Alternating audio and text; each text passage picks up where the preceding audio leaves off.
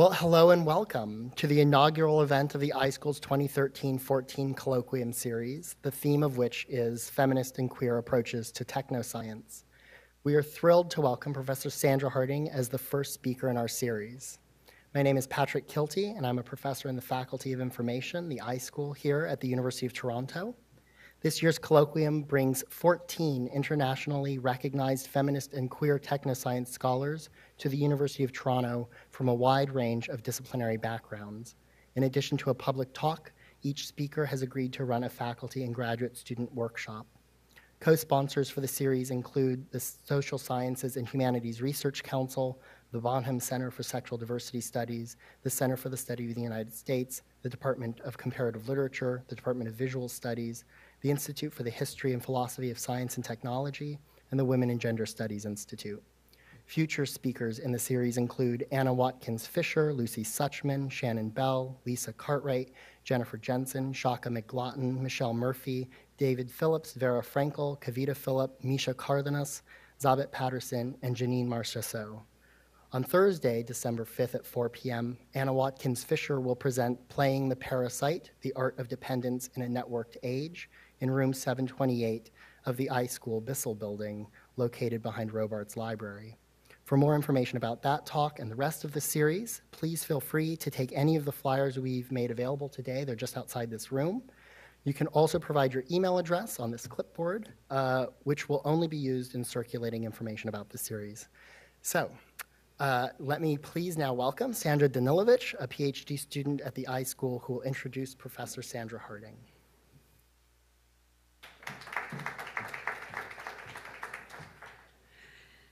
Hello, my name is Sandra, and I'm a doctoral student, as Patrick said, at the Faculty of Information. At the risk of being transfixed by greatness sitting right in front of me and mangling my words, it is my pleasure to introduce to you another Sandra. Actually, my introduction cannot do justice to the brilliant philosopher who sits right in front of us.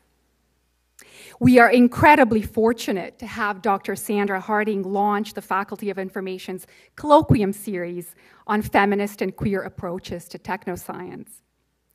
We have standing in our midst one of the most meaningful philosophers in the history of science.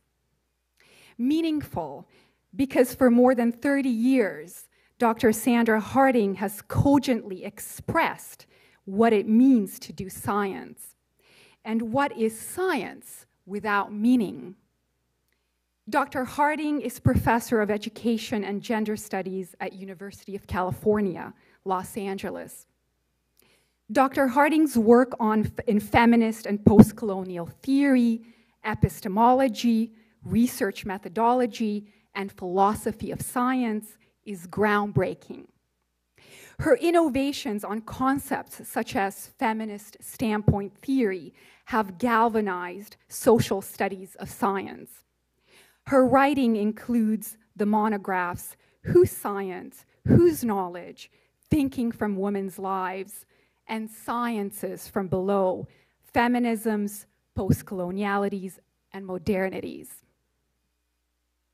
She is editor of the Feminist Standpoint Theory Reader and the Postcolonial Science and Technology Studies Reader. These are just a few examples from her prolific portfolio of research. Also, we are excited to learn of her forthcoming book, Objectivity and Diversity. Dr. Harding was recently awarded the top prize at the Society for Social Studies of Science conference in San Diego, the John Desmond Bernal Prize. Early awardees include Thomas Kuhn, Robert Merton, Joseph Needham, and Mary Douglas. Dr. Harding is the first philosopher of science in 4S's 33 years to have been awarded this top prize. Dr. Harding's pioneering insights speak to the diverse experiences of our lives. She has worked vigorously to contextualize science and emphasize the historical, social, and cultural relations of scientific knowledge production. She has emphasized the importance of social values and justice in scientific practice. She has transformed how we think about science by validating voices that have long been excluded from those conversations. Dr. Harding's profound sensitivity of what constitutes a voice worth listening to, a voice worth expressing, reminds us that there isn't only one way of doing science. And that, ladies and gentlemen, is easy to forget. Please welcome Dr. Sandra Harding.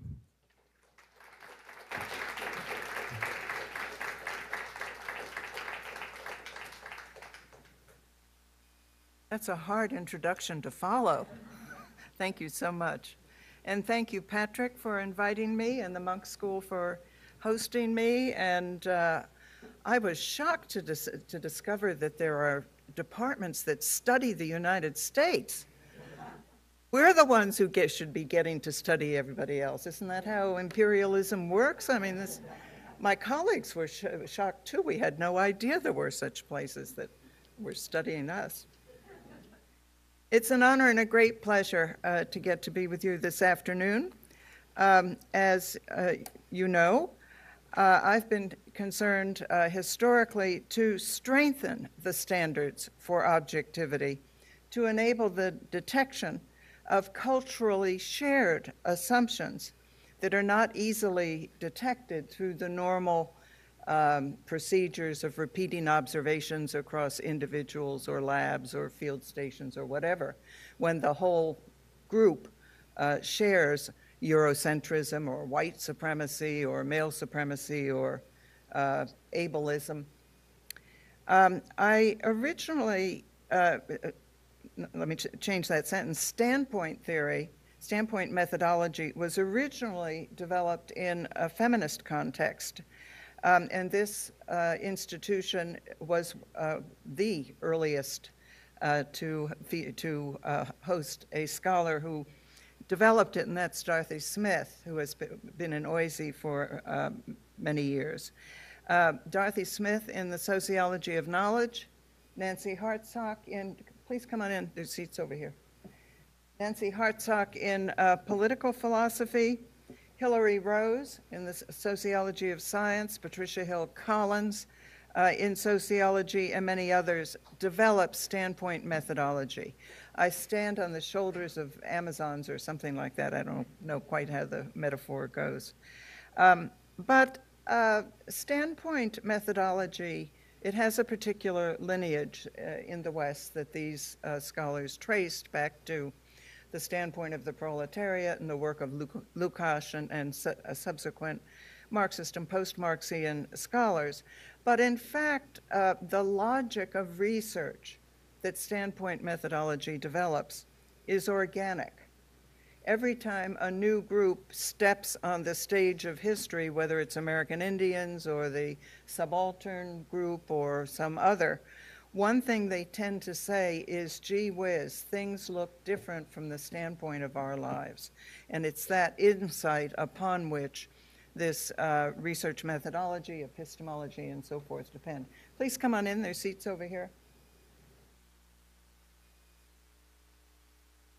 And consequently, standpoint methodology and the strong objectivity, which is the labeling I've given to my work, though similar kinds of projects have been produced by others. I was looking for the most macho name I could, strong objectivity, none of this weak little femi subjectivity for me. I wanted a really, it's a very powerful term that had objectivity that has a home in law schools and public policy and public debates over climatology and creationism. I mean, it has huge presence, and it takes a very powerful language to appropriate that and turn it around in the kinds of ways I want to do.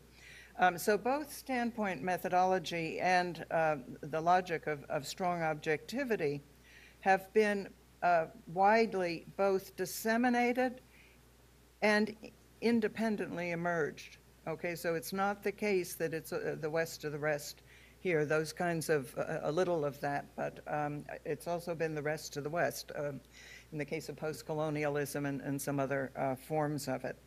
And of course, this work is part of what I refer to as the great epistemological shift of the last half century, starting with I would date them, the anti-authoritarian movements of the 1960s and the beginnings of decolonization a few years earlier.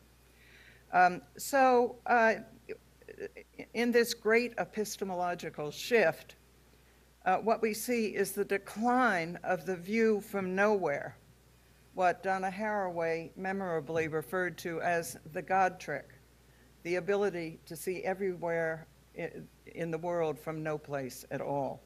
And it's that particular assumption of Western epistemology, modern, I would say they're modern epistemologies and philosophies of science, Western modern ones, that has been challenged by these, among other features of Western thought, by these anti-authoritarian social movements.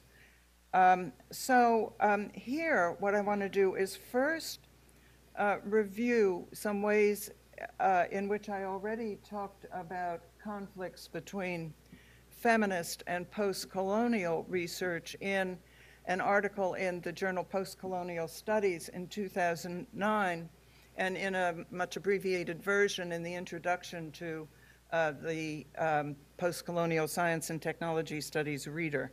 I want to just lay that out first. And then I want to turn to some other problems, tensions for feminist post-colonial work, the attempt to do feminist post-colonial work. And let me name them here in case I carry on too long and don't get to actually talk about all of them. They'll actually be in your minds. Right where I'm going here.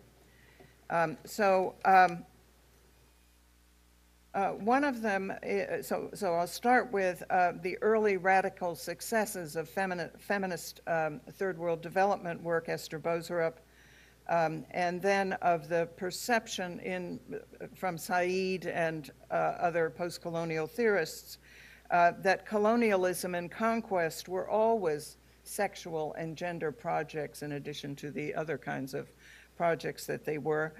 Those two insights and the certain tensions that have arisen from them. Then I want to talk about gender mainstreaming and a number of problems with the notion of gender that have arisen. Then I want to talk about the three sets of terms, post-colonial, transnational, and globalization, and in particular, talk about how all three tend to obscure racism and what's needed to turn that around. Then the issue of who gets to design feminist post-colonial research, and how might, if it's no longer to be us who have the view from nowhere, what kinds of social relations of research are going to be necessary to develop in order to do justice to that field. And finally, briefly, if I have time, talk about the new proper subjects of science. I'm taking that phrase from the wonderful historians of science, Lorraine Daston and Peter Gallison, in their book Objectivity, when they point out that every time there's a shift in the technologies or methodologies of science, every time the standards for right sight, as they put it, shift, so too do the definitions, do the specifications of what counts as a proper scientific self. That is, there are always moral and ethical implications to these epistemological and methodological shifts. And so my issue is, okay, so after the end of the God trick, what kinds of new proper scientific selves can we already see emerging in a lot of research? Okay, all that supposedly is going to happen in the next 50 minutes, 50 minutes, I hope. So let me go back now. So in those two articles I mentioned, I talked about how sad, how tragic it was that feminist and post-colonial research, which share so many important assumptions and whose projects are linked in so many important ways, nevertheless have at least three fundamental, very basic divergences or conflicts in how they think about their projects. And I'm not going to spend time pointing to what feminist science and technology studies is or post-colonial science and technology studies, though we could talk about that more later if you wish. First of all, which do they're, okay, so they're both part of the field of science studies, science and technology studies, which the reason why it's interesting that I'm the first philosopher in 33 years to get the Bernal Prize is because the whole field of science studies was defined against the philosophy of science.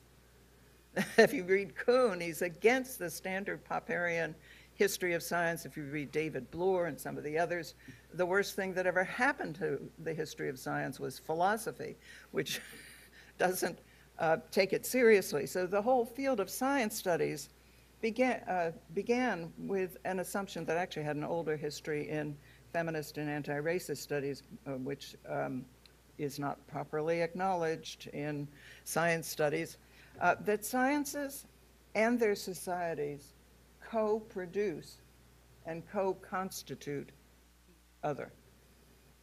An ableist society will design sciences that increase the discrimination against disabled people, and that research will further support that kind of society. A racist or white supremacist society will produce research which justifies their white supremacy and therefore further advances a white supremacist society and so forth. A sexist society, you can see how this goes. So this field starts with very different assumptions than philosophy of science with its view from nowhere did. Right? It assumes that sciences and their societies are very integrally connected from the very beginnings. And the great richness of the research done in that field comes from pursuing that insight in so many interesting ways.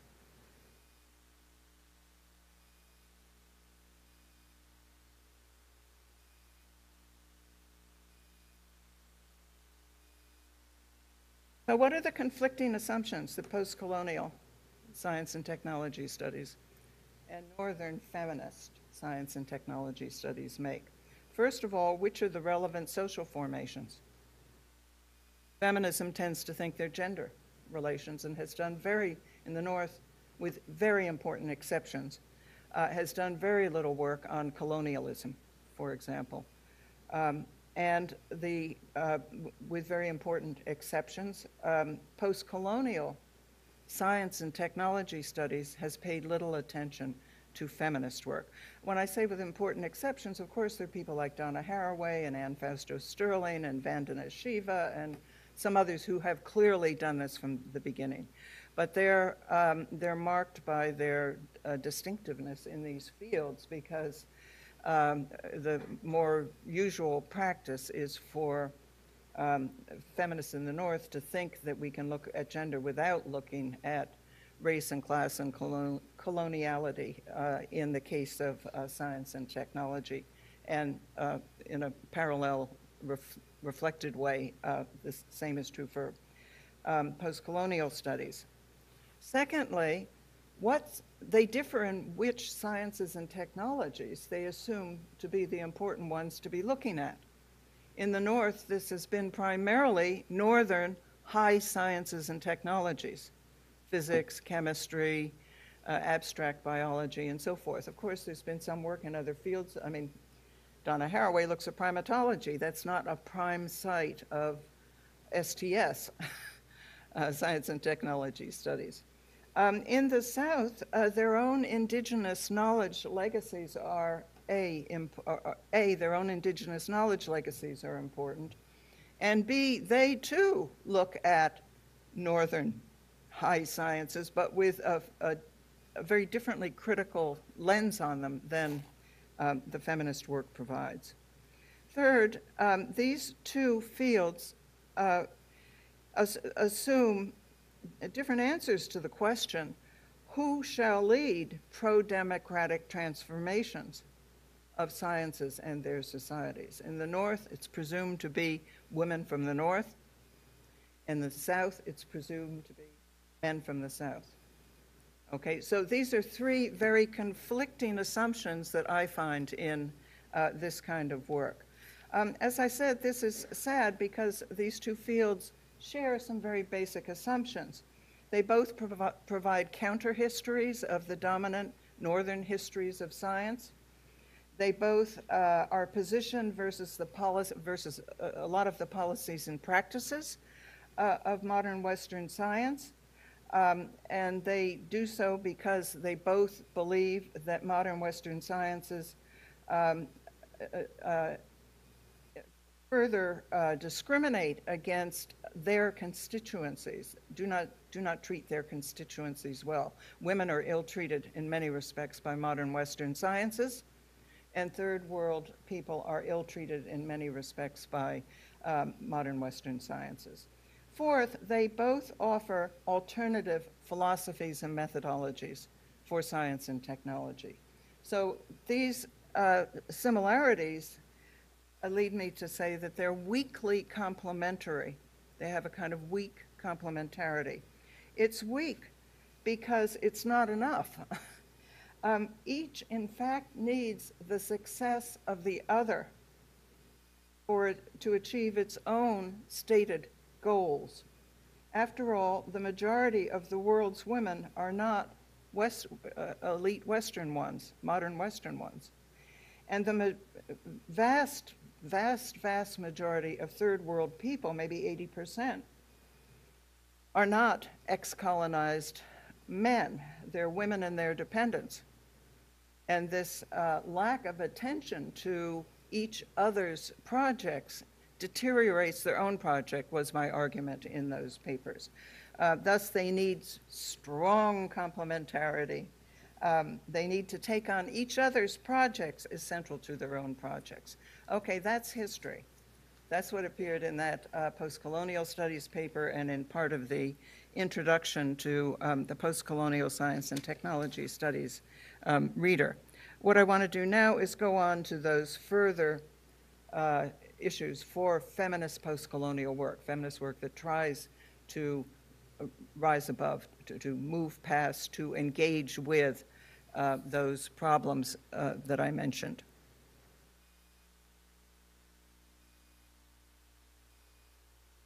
The Danish economist Esther Boserup in 1970 published a very important book called something like Women and Work. I forget, that's almost it. She argued that women had been left out of the third world development policies that had been created through the UN organizations after the UN was founded in the late 1940s. And so she argued that the project for feminists should be to add women to development policies. Only the boys were getting the scientific and technological educations that allowed them to go to earn a living in urban centers. The women were left at home with greater responsibility, in fact, for their own livelihood and the livelihood of their dependents out in the rural areas and in very deteriorated circumstances in the cities. But it very clearly became it very soon became clear that women had not at all been left out of development, that their further immiseration had been envisioned from the beginning of development policies. And you can, in those papers I mentioned, you can find me quoting occasionally UN documents about this. The point was that in order for the development designed in the first world to succeed, It needed to appropriate the land rights and the labor of women and peasants around the world. You can see this very clearly in the accounts of somebody like Vandana Shiva's work on the Indian forestry, people working in forestry, peasants working in forestry in India. In order for capitalism to do its magic, it needed a lot of cheap labor and a lot of land and natural resources. And so expanding the pie of available labor and land is what accounted for, yes, technology, better technology, more control of labor work. Yes, those things the economists like to talk about, they had an effect. But they needed more land and more labor in order to do those magic things that the market does, according to economic theorists. Now, how is this relevant to science and technology? What happens in development certainly is never regarded as relevant to Northern science, philosophy of science and technology. And it has been little attention has been paid to it in the Northern feminist work. But in fact, the dissemination, the transfer from the West to the rest of Northern scientific rationality and technical expertise was specified from the beginning as the motor of third world development. You can hear it in Harry Truman's 1949 presidential inaugural speech, where he talks about, I'm not going to read the quote, alas, the immiseration of the world, but now finally it's possible, the resources are available to bring the whole world up to the standard of living of the modern West through he's very clear, the transfer of Western science, scientific rationality and technical expertise to the third world. And the whole point of this development project was to eradicate poverty. And the whole point of eradicating poverty was not to make poor people better. No, that was not it. It was to avoid the dreadful social unrest which had created the atrocities of the hideous era of World War II. So world peace was only achievable if world poverty was eliminated or at least greatly downscaled. And the only way to do that, according to modernization theorists in the 1950s, was to disseminate scientific rationality and technical expertise to the third world. Moreover, Truman had in mind, and so did the other development theorists, that now in 1949, unlike in most of World War II, nuclear weapons were available. So if there was a sense of desperate need to create the conditions such that world peace could be secured. Anybody? I see a couple oldies like me who actually remember 1949. Okay, it was it was a very optimistic era in the West and indeed in parts of the third world. Certainly the rising middle classes and elites in the third world. There was the assumption that now for the first time global peace could be secured. And of course, this modernization theory that was being retooled in the 1940s and 50s had originated in the late 19th century, right as the great sociological theorists, Weber, Marx, Durkheim, and others, tried to explain the incredible social changes created by industrialization and urbanization. Okay, so that theory was invented then and modernized in 1950, and Wall Street still believes it fundamentally in a elaborated.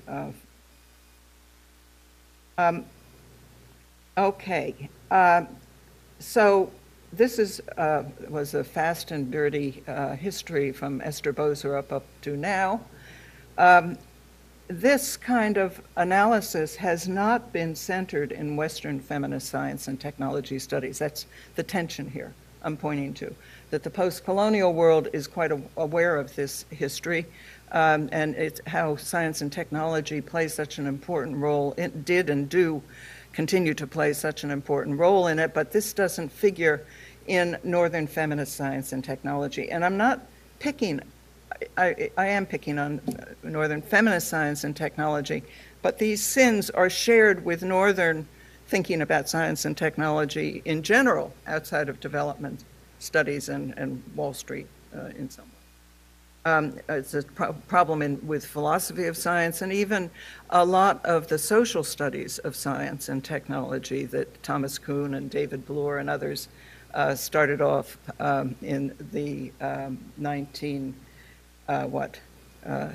late 70s and early 80s. That work has only recently begun to take on decolonizing and colonialism and the residues of colonialism.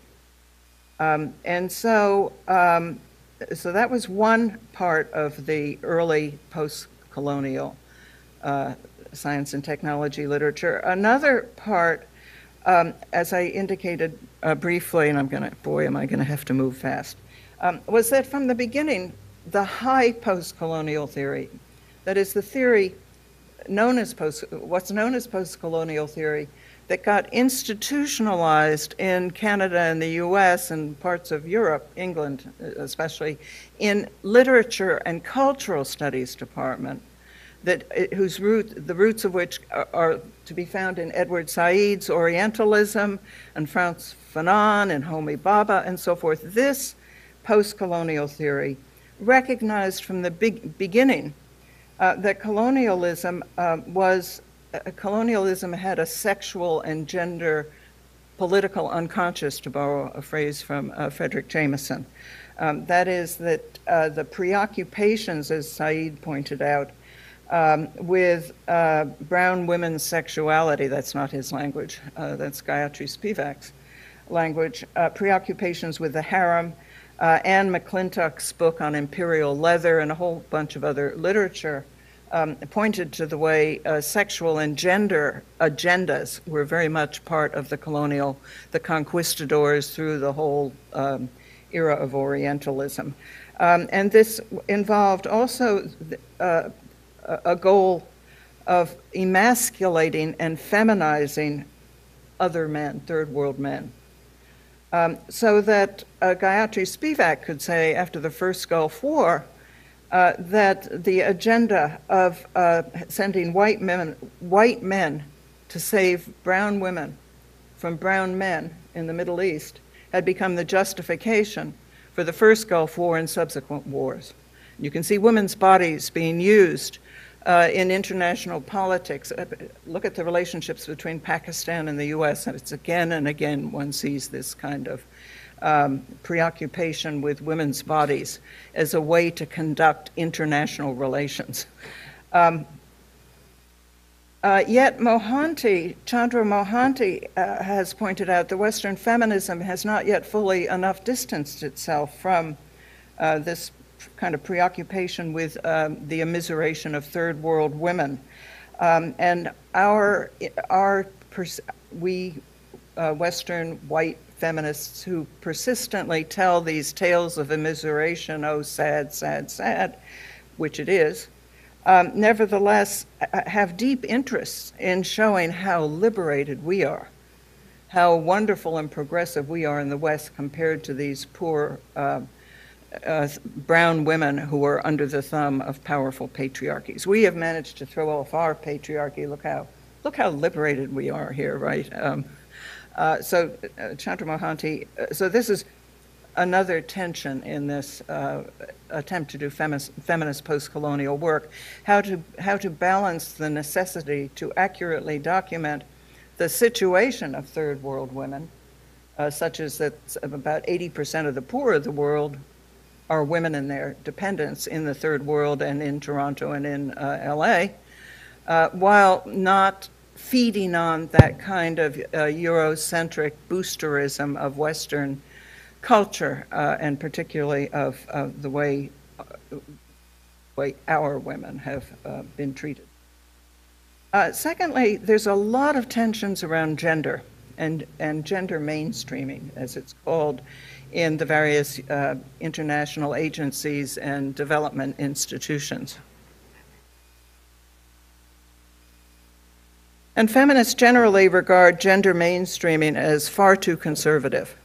I mean, we struggle to get it in place, but it's really, really conservative. Because in those agencies and institutions, it tends to amount to counting women, right? If they've counted the number of women who have jobs, who are unemployed, who are having children out of wedlock, who are below the poverty line, they figure they have gender mainstreamed.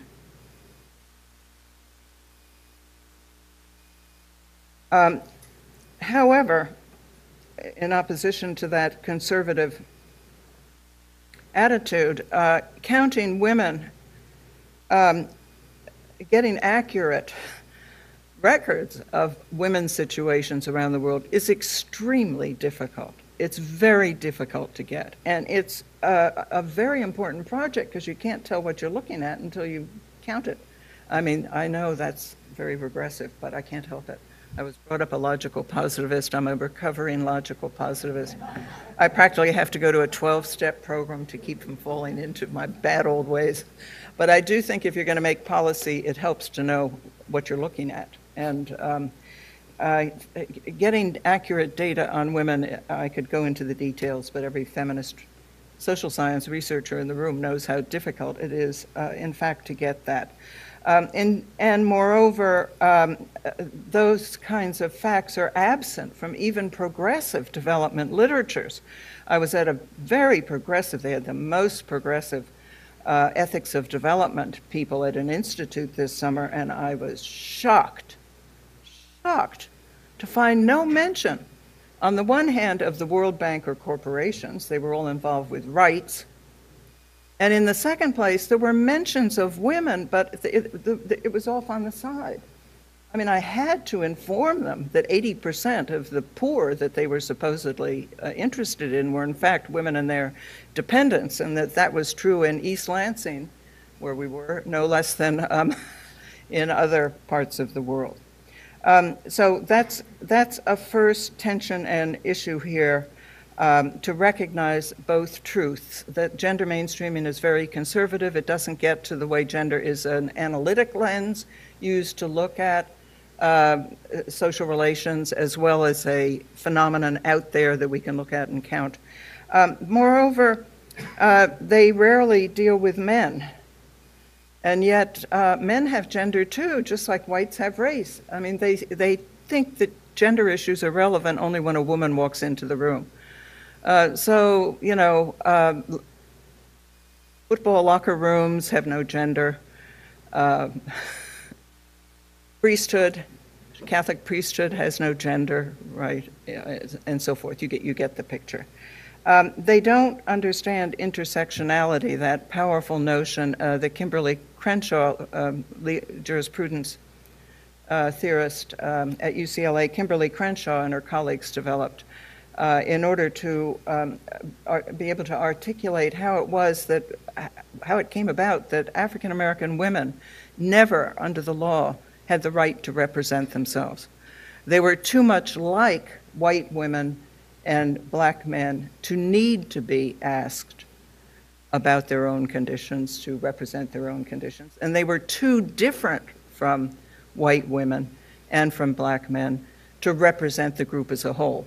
So they never could represent, somehow in the law, they never were able to represent their own interests. And so she and others developed this notion of intersectionality.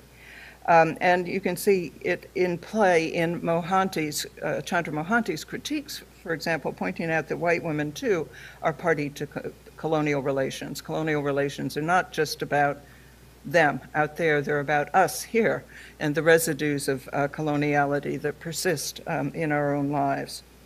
A third issue is that gender has frequently been called a distinctively, not frequently, occasionally been called a distinctively Western concept. One important theorist here is the Berkeley-trained sociologist now at Stony Brook in sociology, Odoronke Oyewumi, who argued that for the Yoruba, Western feminism had imposed gender on what were in fact lineages, and that it was hierarchically organized lineages that made the difference there. Her new book that should be coming out soon is entitled something like The Gender of Mothers. And she's arguing it's mothers don't have a gender. Mothers can be men and women. What matters is the lineage of the mother, not the gender of the mother. And finally, a fourth issue is that feminism tends to be perceived in the parts of the third world as one more piece of colonialism and one more Western imposition upon indigenous categories and practices. And this is the case even when the feminists at issue are local ones who come from those societies.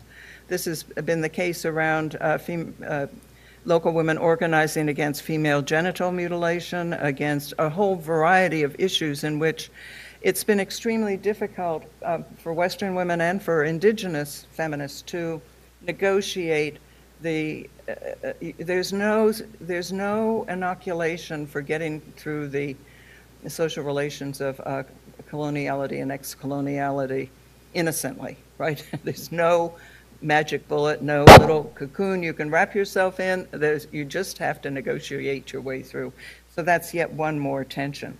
So you can see why gender mainstreaming is both a very important part of feminist and indeed should be of post-colonial work, but it's rife with tensions and contradictions that make it hard work to do it. It's not a reason not to do it, that's for sure.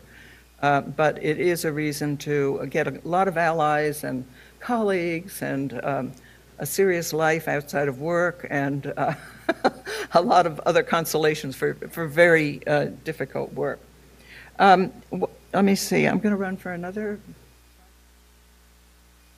Another issue is the way that racism tends to be obscured in writing about post-coloniality, not to mention transnationalism and globalization.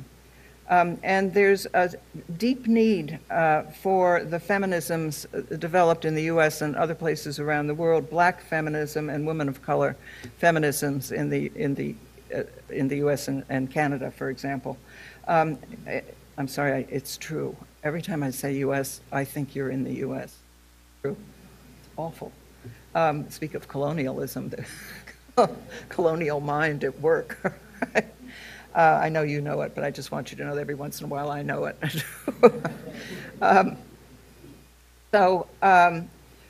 There's important questions to be asked about all three of those kinds of projects, and they're very different projects. They emerge in different political contexts, and each is important. Each contributes different kinds of projects. The globalization, transnational, and post-colonial feminisms and the broader theories are each important. I don't think any one can replace the other two. They have very different focuses and concerns and arise in different social sectors. But all three are in the need of the powerful black and women of color feminisms that have been developed.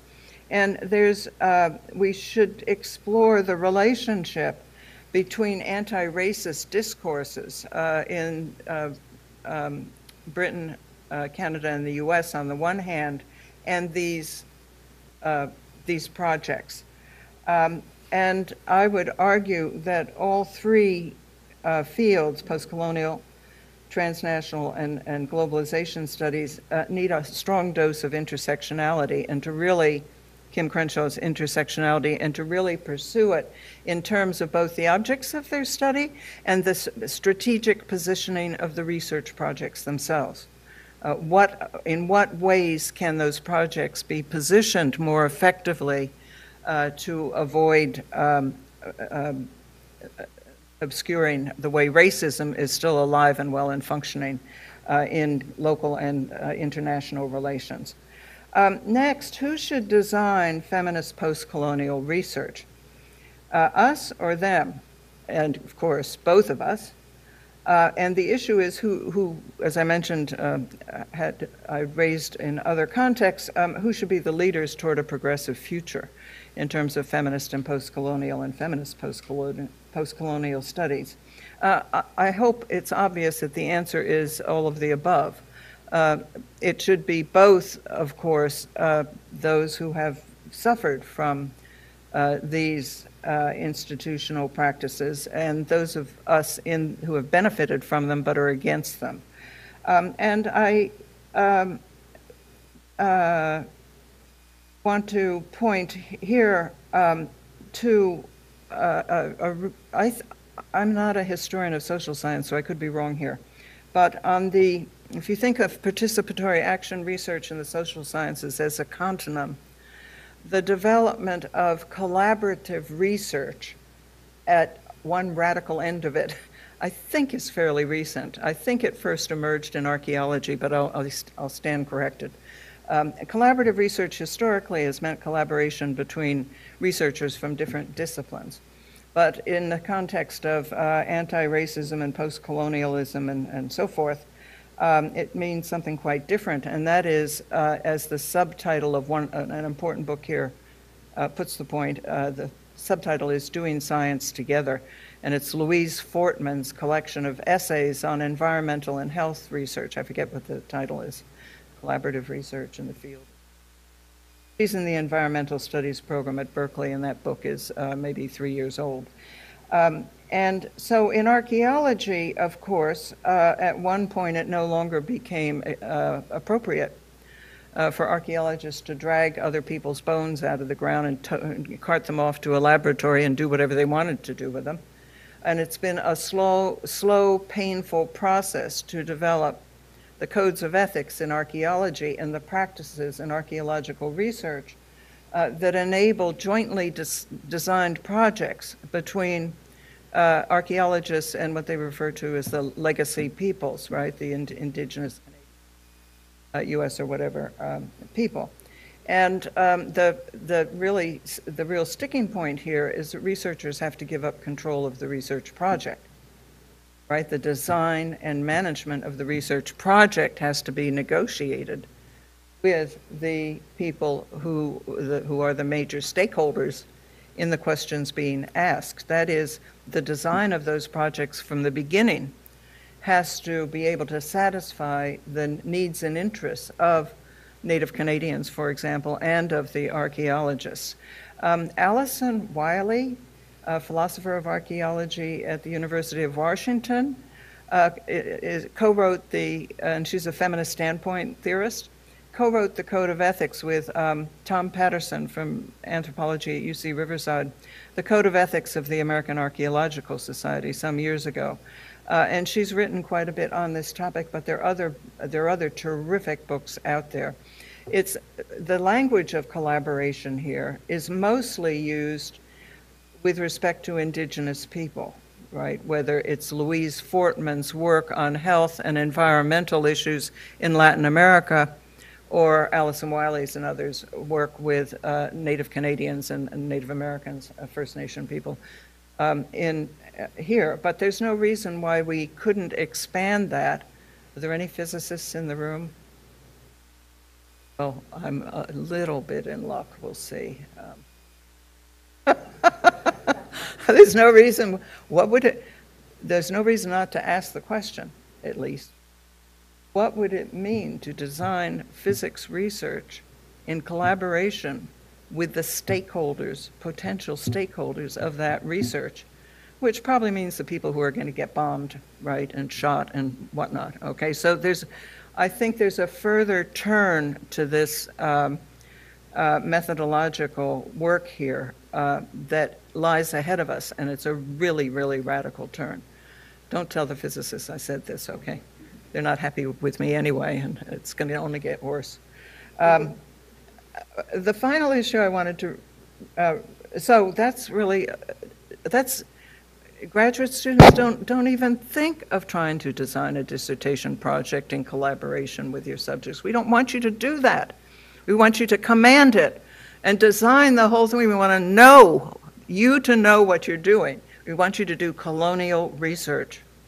you design the thing and do some nice little polite things with the people you're studying and to try not to injure anybody, but we want you to control the design of the research project. I'm caricaturing what I know darn well is our stance, right? I am one of only 2 philosophers in an entirely social science college, so I'm perfectly clear what my colleagues want and should have and what our students need to have. So I just wanted to put that word in there, that don't go pestering your professors to give up control of your research project to your favorite little indigenous group somewhere around here. It's not going to work for the PhD, forget it. You can do it afterwards. That'll be very progressive and terrific. Okay, my final point very quickly is that after the demise of the God trick, the view from nowhere, what do proper scientific subjects, scientists, researchers, look like? Because they can't be those invisible people, gods, who can see everywhere in the world from no place, or pretend they can see everywhere in the world from no place at all. And as I mentioned, the historians of science, Lorraine Destin and Peter Gallison, brought up this question in talking about shifts in the history of, their topic is atlases, you know, those gorgeous books that had all the species of violets everywhere in the world. Those atlases, they trace them over 200 years, the technologies and methodologies that were used, the shifts to photography and then to various other technologies. And you know, they argue that they functioned as the internet of their day. They allowed scientists separated by time and space to work together on the same project, cataloging all the violets of the world or all the constellations or whatever. So I think that we don't have to think this up ourselves. In fact, there are a lot of clues out there in the literature about who these new subjects are, and they're very different from the godlike person doing the God trick. And let me just mention 3 features of them. First of all, they have multiple and conflicted identities. Their selves are frequently bicultural. They're grassroots activists from the Andes who have learned to function in UN organizations and with the World Trade Organization. They're both international players, for example, and grassroots activists. My student body at UCLA is virtually entirely, I mean, there's a few people in a class who will have only one cultural identity and speak only one language. I'm usually in the, you know, small minority in the class that speaks only one language. And I know that's true in Canada as well, and certainly in Toronto. So these are conflicted identities. They're Latino and Euro or African or Chinese or something, and they feel loyalty to both legacies and both senses of self. They don't want to give up either. So there are multiple selves in the same body, the same mind, and they're not perfectly coherent with each other. They're conflicted. Now, this notion had earlier appeared in, of course, it has a long history in race studies. Du Bois's double vision captures that notion, and standpoint theory had captured it. Darcy Smith, in terms of you can tell she lived in earthquake country in Vancouver, the fault line that opens up right, for this woman sociology graduate student between her own experience of her own life and what the great sociological theorists are seeing about her life. And we talked, you know, the outsider within and Patricia Hill Collins' notion, and feminist theory from margin to center and bell hooks. And we talked about it in the early days of second wave feminism in terms of the problem of the hyphen, the liberal feminist, the socialist feminist, the Jewish feminist, the woman philosopher. And we argued that the great creativity of that early feminist movement came from thinking out of that hyphen, thinking out of the mismatch between being a woman and being a philosopher, or being a socialist and being a feminist. So the first clue we can find out there in the literature in a lot of ways is this multiple and conflicted identity. Secondly, the new proper subjects of feminist and post-colonial research always strategically locate their research projects. Forget Kant and coming out when the bell rings at noon from your study and walking around the town square and then going back in your study and being brilliant. No, it comes from locating, being very aware of of where the research is in the world. I've talked about that in terms of intersectionality. Standpoint theory is a form of strategically locating one's work, and there are lots of other locations. Geographers have in particular, as you can imagine, worked with this double location or triple location of a research project. So no, innocently just thinking, you know, I learned to think that I was channeling truth, right, on my typewriter. I could just, you know, write out onto the keys. That's the way we philosophers were taught to think in the old days, and to a certain extent now. But that won't do for this new world I'm talking about, this after the demise of the godlike view from nowhere. And third, knowledge, we can see that knowledge is both individual and collective. A perfect that is the famous book entitled I, Rigoberto Menchú, right, in which she was talking about her own life, but she was also making she was challenged for telling lies about her own life, because what she claimed had happened to her had actually happened to a cousin in one case, in another case to a brother, and so forth. She was speaking out of a collective identity as well as from an individual identity. And that's what you hear for sure in Patricia Hill Collins' work about Black feminist consciousness. It's both individual experience and it's a collective experience of slavery and Black discrimination against Blacks. Certainly, feminist work is we're speaking out of our own experiences, but out of also what we take to be, we could be wrong, but what we take to be a collective woman's experience in some particular time or other.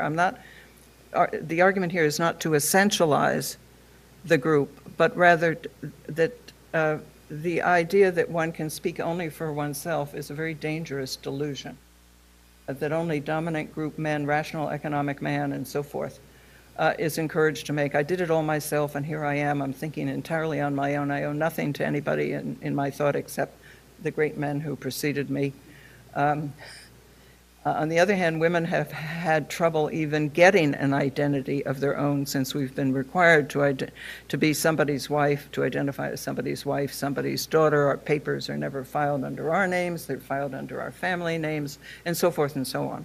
So this play between traditional, if I can put it this way, kinship identities, and kinship largely understood, and individual identities of modernity appears in this, I'm arguing, appears in these new proper subjects of research. Okay, so in conclusion, I think these are all very difficult problems for feminists and post-colonialists and feminist post-colonialists, but I think they're the right problems to have. And they're the ones we should enjoy having because they're the ones that we perhaps won't be able to solve them in the kinds of terms we are used to using, but thinking about them and engaging them enables us to move forward in ways that's not possible otherwise. Thank you.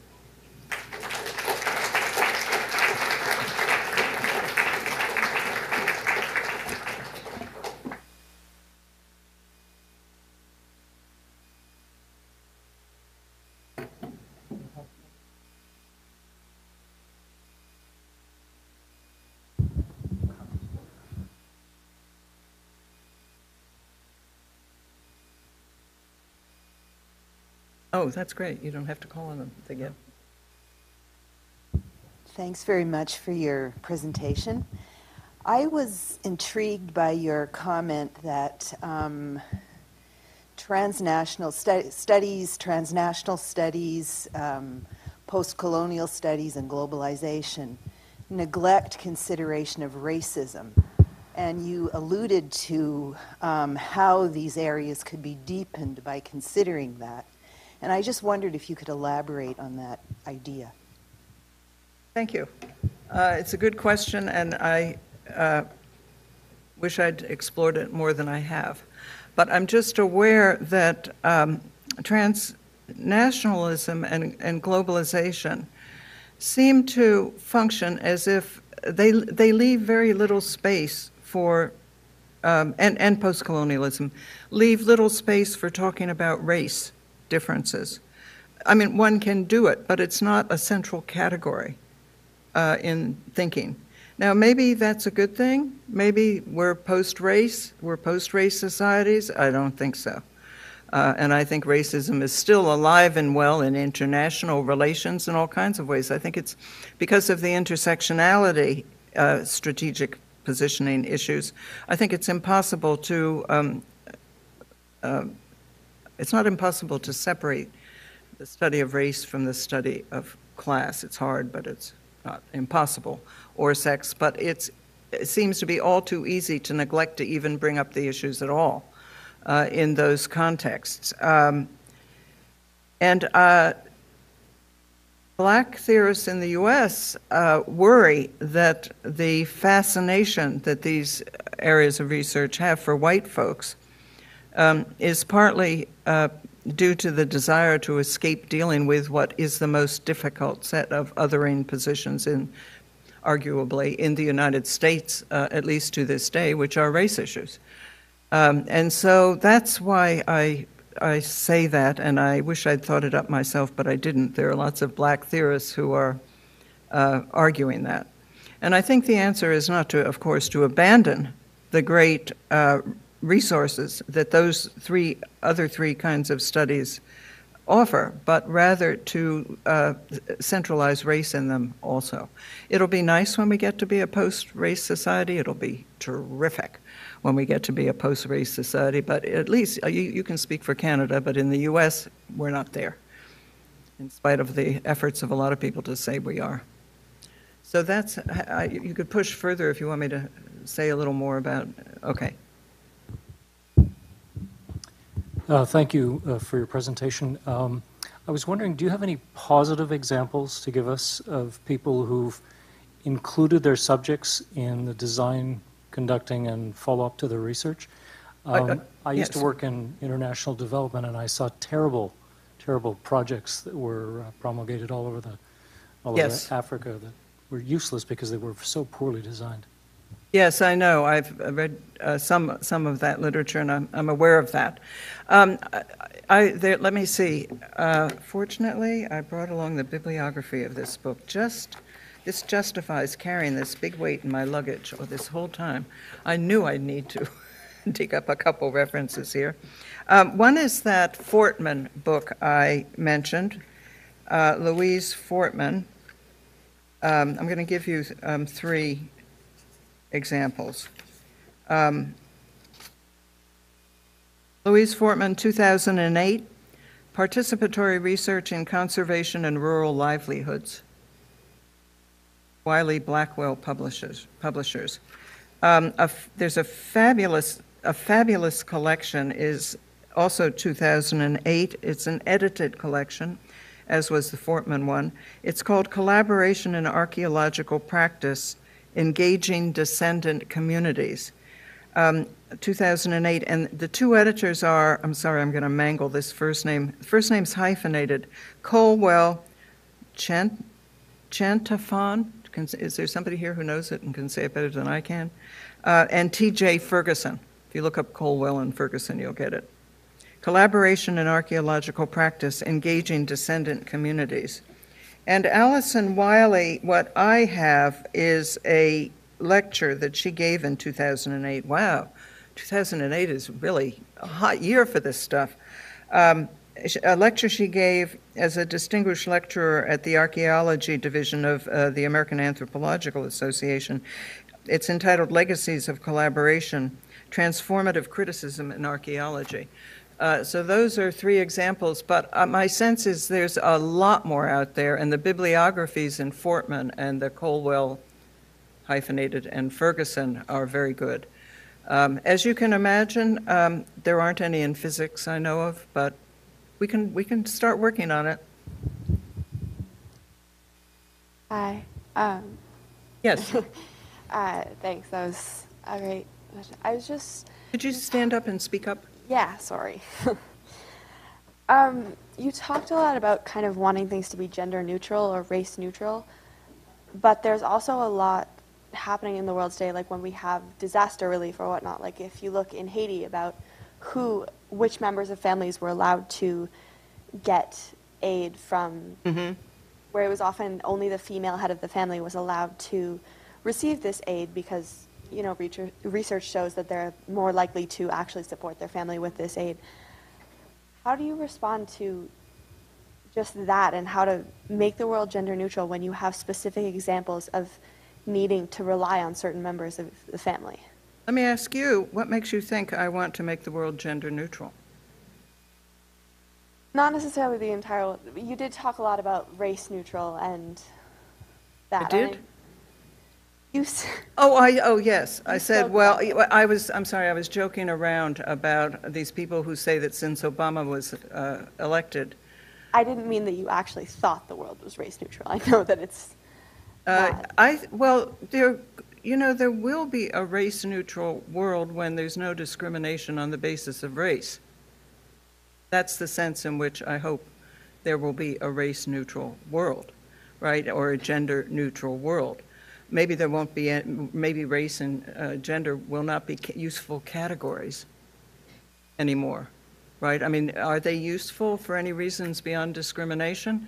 Well, they're useful now because of counter movements want to claim, women are smart too and so forth. I mean, we want those, we need those gender categories as analytic and organizing tools now. So I'm totally on your side. I think it's ridiculous that those development studies I mentioned act as if gender is, there's a few poor women somewhere who seem to have babies they're carrying around, but this doesn't change our policies for how to eliminate poverty, they say. I mean, they don't say that, but that's what you get from their studies. And my view and the view of a lot of people is that if one does not directly address the needs of oppressed groups, those needs do not get met. That's been the experience that the civil rights movement has had in the US, that the civil rights movement is responding to, that the feminist movement is responding to. So I'm on your side. Okay, I have a utopian dream that, at different times in the past, there have been other kinds of categories that mattered a great deal. For example, you don't hear the category of bastards these days, but you did in my did in my childhood. Having children out of wedlock, a child being born out of wedlock. I mean, half of my colleagues at UCLA refused to get married. We're not getting married. We've been living together for 35 years, but no way, we're not getting married. That's a patriarchal institution. It's a different story. I mean, not everywhere, I know, but there's a set of categories that's gone out of use largely, right? It still appears as children born out of wedlock in the Census Bureau data. But once it turns out that there's just about as many children born out of wedlock among the rich as among the poor, it somehow doesn't get to be an interesting category anymore. It was only when the poor were having all these children out of wedlock. Don't think about the Kennedys, the Rockefellers. You want to talk about spreading children around the world in a variety of illegal ways at the time, that's a different story. I have a quick question about categories. I hear like the words Western and Indigenous, so I always have a reaction to it because, like, obviously people hear Indigenous knowledge of so it's all coded language, right? And I find it really frustrating in the sense of, not wanting to keep recentering whiteness with all the language that I use. And so I'm really curious as to, because what does it mean, like Western women, what does it mean Indigenous women, what does it mean local women, what does it mean? Exactly. So how do you start doing that, and who is starting to do that? That's what I'm really curious about. Well, how do I do it? I do it in footnotes usually. I say on page 1, I'm going to use these categories because they're still salient in public policy. Okay, but they're bad categories in a variety of ways. They homogenize groups. They don't recognize that most people are hybrids across these categories in one way or another. Western, non-Western. What does that mean in a room like this, for example? So I agree with you that even talking about discrimination and inequalities requires using categories that in some ways are the categories of inequality. But not talking about them doesn't help, does it? Not talking about inequalities when they exist? How do you talk about it? Well, I think one has to start with using the categories that enable me to define what I'm talking about, and then move on to talk about realities that don't depend upon those categories. So to talk about collaborative research, for example, where the issue is the researcher and the subject of research, not the race or gender of those people, though in fact they have races and genders. So one can talk about then the methodology rather than talking about poor people of color in the third world, underdeveloped people of color in the third world, and rich white people in the first world. One can talk about the methodology itself being the problem, being part of the problem. That's one way. What would you want?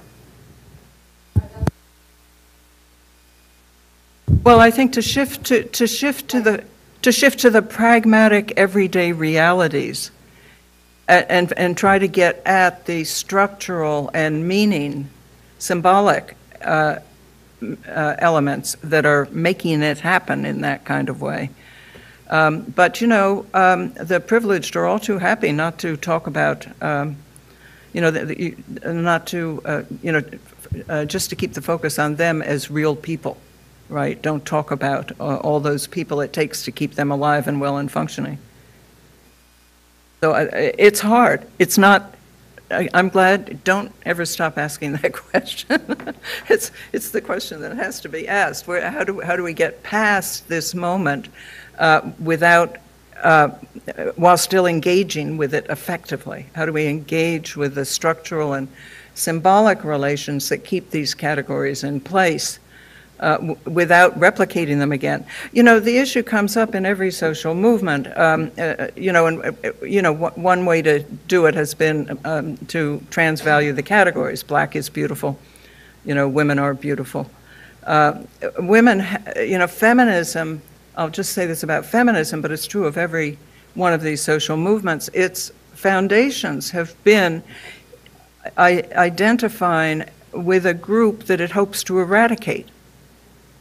It wants to eradicate the category women, as that has functioned in Western patriarchal discourse, but it has to appeal to that category in order to get more of those people in Congress, right, in higher education, organizing and marching in front of the White House or wherever.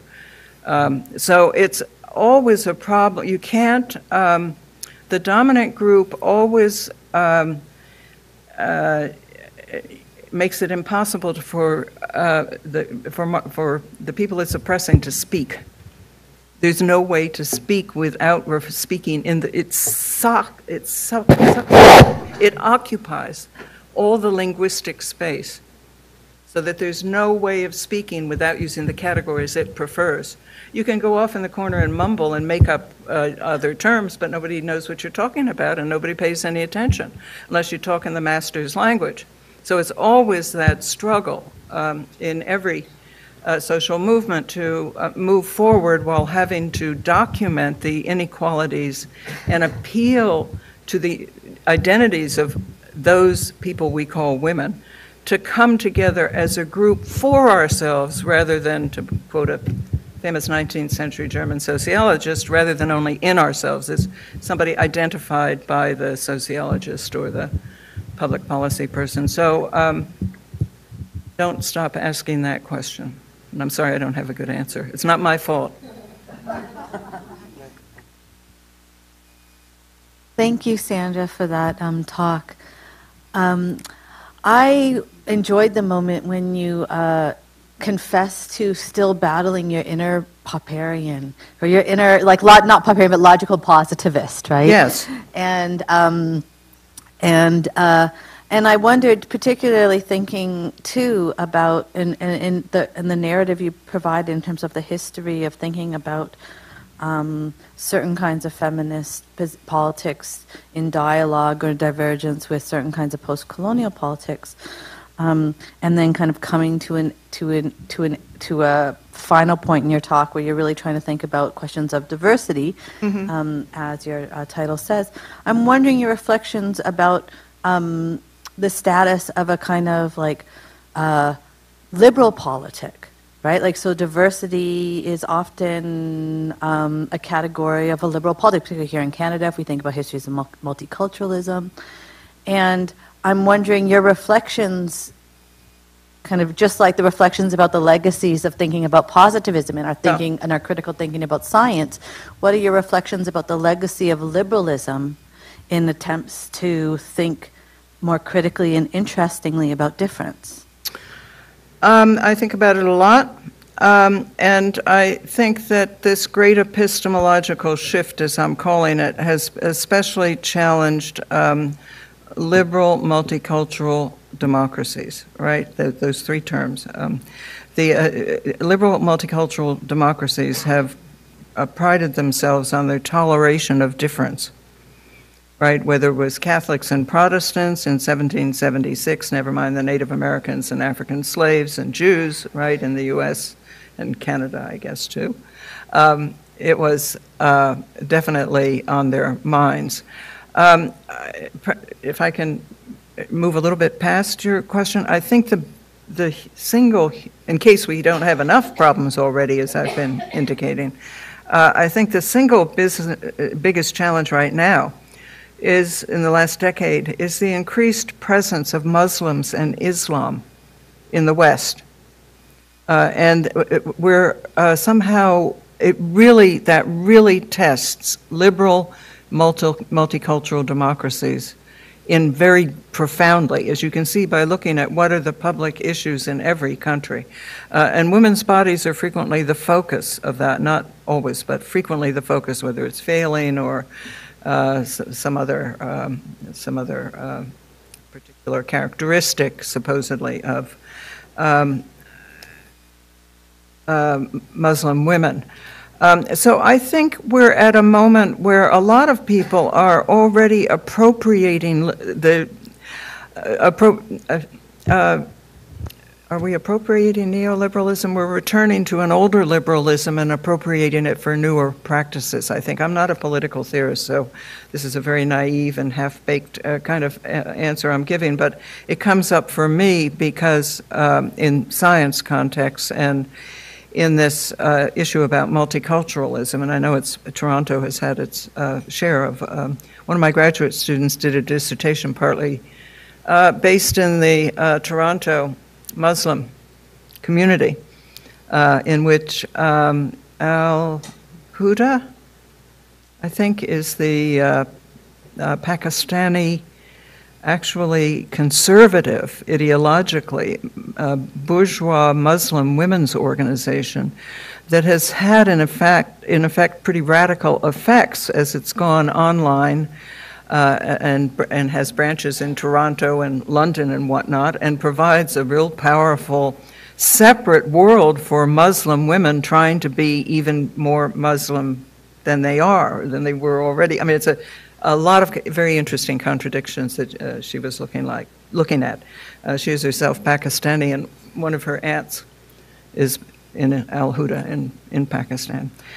So I think in the last 50 years, all aspects of liberalism, multiculturalism, and what we mean by democracy are getting challenged and tested. And You know, I think political theory, sometimes it leads, but usually it follows what's already emerging in everyday practices. And one can look at new kinds of practices emerging around these issues around us. For example, it was surprising to me when I first discovered how powerful and widespread was Muslim feminism and what it was doing, the powerfulness of what it's doing, and the ways in which what it does challenges liberal notions that are very important to us about resistance and freedom and individualism and so forth, as well as feminist notions. And yet there's some very powerful voices out there in that world and writing, and in our worlds, they're writing from our worlds too. So I think there's a lot of ferment going on around this, and it's very exciting to me to see. My kind of strategic practice is always to look and see what's already happening, rather than trying to lying on my back on the sofa and inventing it, as philosophy is often rightly caricatured as doing. Just see what are the kinds of practices that are emerging among various racial and ethnic groups and feminist groups and so forth. What do you think about those issues? Yeah, did you have an... Well, I was thinking less in terms of political philosophy and more in terms of the way that in histories of, or in traditions of liberal feminism, that focus often on the subject as the place of working out a feminist politic, yes, and how that can reverberate with questions and problematics that are about thinking about how the researcher is yes, the site for working out the politics of science. Yeah. Right? And so that there's a relation between yes, those two gestures. Yes. Right? And so I was thinking about how are you kind of thinking critically about that formulation of the researcher as yes, the site for thinking about intersectionality and power, yes, and ethics and how to do things. That was more what I was thinking. Yeah, thank you. I think, liberalism is our dominant discourse, and it is a global discourse, in part thanks to Western imperialism, and in part because liberalism picks up some fundamental ethical impulses in other cultures anyway. I don't mean picks up, other cultures have independently developed similar kinds of respect for people's rights, for example, and understandings of individuals as capable of, there's not just one modernity, right? Modernity is not identical to the West. Modernization is not Westernization. Every modernization has occurred in every society around the world, partly in interaction with each other and with the West, and partly independently. After all, feudalism ended more or less, give or take a couple hundred years, all over the world, right, at one time. And the state forms and the economic forms and state forms that succeeded it are very different from each other in many ways, but the West is not alone in modernizing and doing so in very distinctively Western ways. So I think liberalism is an important discourse within which to work. For example, in those progressive development studies, issues of rights and what citizens have a right to demand from their states and so forth is very important, but it's not the only important thing. But this is not new. Marxism always knew that liberalism left out at least half the story, and feminism points out how it leaves out another half of the story, and anti-racism and postcolonial points to another half of the story. So what we're seeing is an attempt to stretch liberalism to cover all these cases and kinds of issues, and it won't. It doesn't do that. It wasn't designed for that, and in some ways it works, and in some ways it doesn't. So so that's where we are. We have to struggle both within and against the dominant political frameworks that we have, and that's those tensions that were being brought up here in one particularly annoying, a way that's often particularly annoying to people. So Yeah, I agree with you. It's liberal feminism is, you know, as somebody who's very much sided with standpoint theory, I've nevertheless always said how valuable the feminist empiricism, the liberal wing of feminist epistemology is. And these days, there are many fewer differences between feminist empiricism and feminist standpoint theory than there were initially. I mean, we've, you know, gotten to be friends after picking away at each other for years. I think we have adopted some of each other's positions, and both of us are have a more kindly, in some ways, and more clearer attitude, vision in other ways of postmodernism. Those three categories I picked out initially.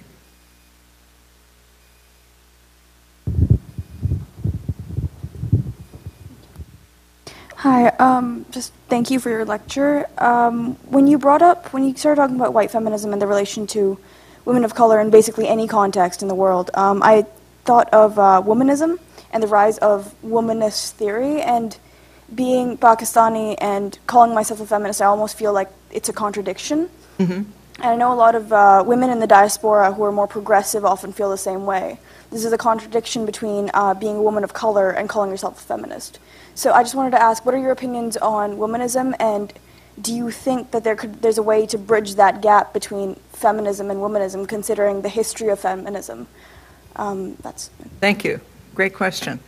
Yeah, well, Alice Walker had to invent womanism because white feminists were so racist and so unable to make a home within feminism for women of color. So I totally agree with that. I'm not, well, two things. Number one, I think women have the right to label themselves in any way they want. And the term feminism has been so demonized in the popular media that I even occasionally on NPR hear somebody who's clearly a feminist start off by saying, well, I'm not a feminist, but. And, you know, it's sad. It's a very sad thing.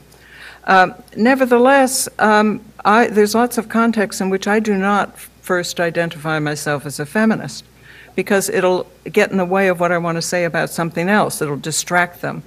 If I'm talking about race issues, I'll bring up the issues, but I don't say I'm a feminist, and you know, because that'll immediately turn off a whole bunch of people for kinds of reasons I mentioned earlier. That feminism is seen as a Western colonial imposition, and in some ways it is. It's traveled with the West around the world in a variety of ways, and that's good and bad. So I always appreciated Bernice Reagan Johnson's. Was the lead singer and founder of Sweet Honey in the Rock. She's an anthropologist who works at the Smithsonian, and was the book called They Should Have Served That Cup of Coffee, or was that the name of her essay in that book? I think it was the name of the book. They Should Have Served That Cup of Coffee, which was about blacks protesting the failure to be served at soda counters, drugstore counters in the South. And in her essay in that book, Bernice Reagan Reagan Johnson says, the reason why you go into coalitions with other groups is because if you don't, you'll die. So that's my view, that coalitions are incredibly important. Unity, the search for unity, which is a liberal position that's very problematic, right, to try to assimilate and let's all sing Kumbaya and get along, right? Just wipes out the agendas and voices of non-dominant groups. Coalitions, on the other hand, can be very effective because you pick an issue or a set of issues where you share concerns with another group and struggle with them to make a difference on that set of issues without giving up other issues and identities that are important to one. So that's the way I think. Feminisms are multiple, and they have to always remain multiple because women come from very different places in the social, economic, political order globally. in Toronto and LA, no less than around the world. And there are different issues that occur in these different contexts. And because women have these multiple affiliations, will be positioned against each other sometimes on class issues or race or religion or other kinds of issues. And yet there are other contexts in which we can work together effectively. And indeed, that's been picked up in popular politics, right? The Rainbow Coalition and so forth. So I think people activists understand the importance of always trying to make all the coalitions you can make on behalf of issues that matter to you, but don't give up your own issues. Don't give up your own frequently different concerns in order to create those coalitions. Thank you for your presentation. Thank you. I was wondering if you can speak to one tension that you haven't highlighted, which is really about funding. Can you speak up? About funding and publications. Okay. Because in many ways, funded research and publications set the conditions of knowledge production and proliferation in the academy. Mm-hmm. On one hand, you and others have helped us proliferate alternative epistemologies and ontologies. Your work on feminist postcoloniality, but also here I'm thinking about Linda Tahuai Smith on decolonizing methodologies. Mm-hmm. Raywyn Connell's work on Southern theory. Mm-hmm. So on one hand, there is this increasing amount of work of thinking about objectivity, epistemology in different ways. Mm-hmm. But when it comes to funding and publication, there is such a resurgence in terms of positivism in doing work that is in many ways very entrepreneurial. Yes. Or geared towards the business and the industry sector. Mm-hmm. So I was wondering if you can talk about that particular tension. On one hand, this proliferation of alternatives, then on the other hand, mm-hmm. this resurgence of positivism and towards the industry corporate model. Uh-huh. Thank you. That's an excellent question. I would separate the two issues. I mean, I think about the issues about funding as being somewhat different from those about publication. I think publication is easier because publication, I mean, I don't mean to, I can see eyes glazing over in horror of graduate students. Publication is not easy. It's very difficult. Start doing it early. Do it. We'll all help you. But publication, the availability of publication is based on the availability of readerships, not on the availability of rich people. And so it's easier to find audiences. In my own history, I've always valued, if you look at the list of books I've published, 2/3 of them have been readers, right? Patrick mentioned the Postcolonial Science and Technology Studies reader, which came out 2 years ago, and the Feminist Standpoint Theory reader, but I think I published 8 others or 9 others or something like that. Why do I do that? Not only that, but some of them are original papers, but most of them are not. Most of them are papers already in print. None of them are introductions to women's studies. I'm not doing that kind of reader. I'm taking a controversial question and making a party. You know how girls like to make parties? I want all these great people under the same covers with each other, right? Talking back, they didn't know that their work was going to ricochet off each other's in the kinds of ways I arrange for it to do. I see these readers as both political and intellectual projects. They make it possible to teach courses that would not be otherwise possible to teach. The Postcolonial Science and Technology reader, for example, cuts across a huge swath of literature with 25 essays, right? But it makes it possible to teach in the specialized areas with rich literatures, such as medical anthropology, such as the history of science, of non-Western sciences, to pick just 2 areas with already huge old literatures. To teach, for professors in those areas, to teach their own work, their own field and their own work, but to have the reader setting it in a larger political and intellectual context behind it. So I see them as both political and intellectual projects, and if you can make the case to the publisher that it's going to sell, I always pitch mine at the beginning graduate level and upper level undergraduate, as well as scholarly audiences, and I usually try to write substantive introductions that really up-theorize give some theoretical frameworks to pull together these very disparate materials. It's helpful. It sends people off in their own ways to do more research and think further about these issues. So that's the publishing.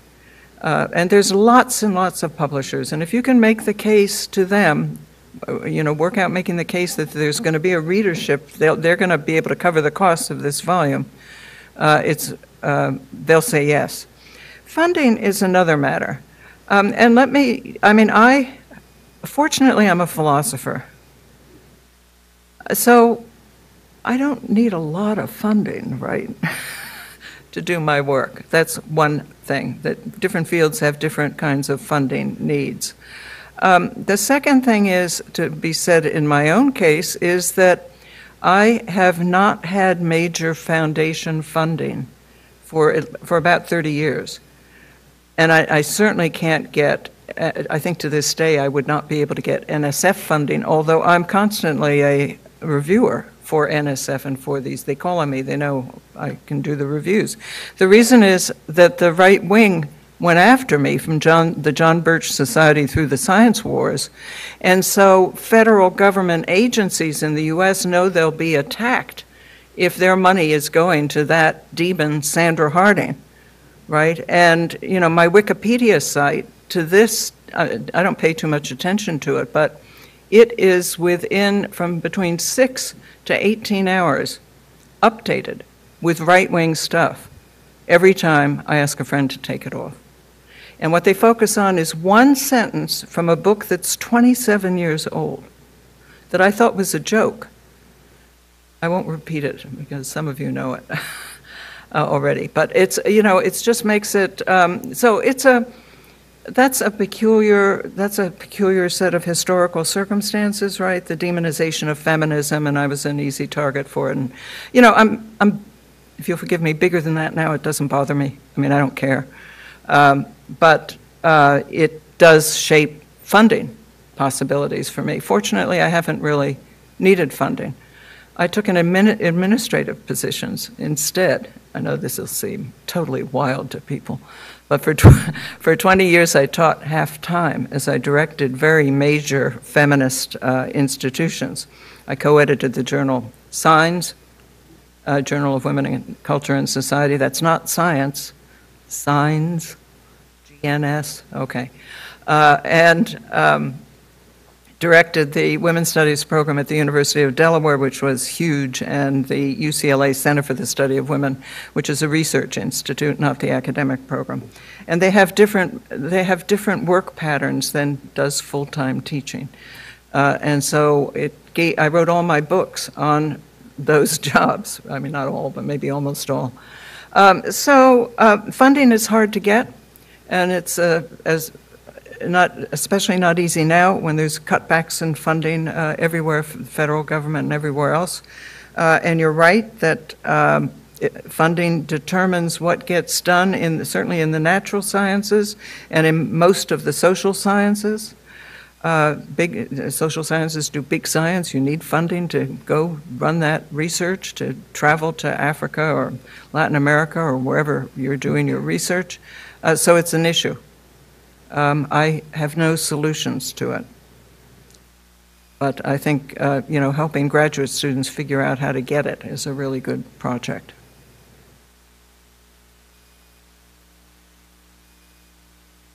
They agree with everything else I said. Great. No?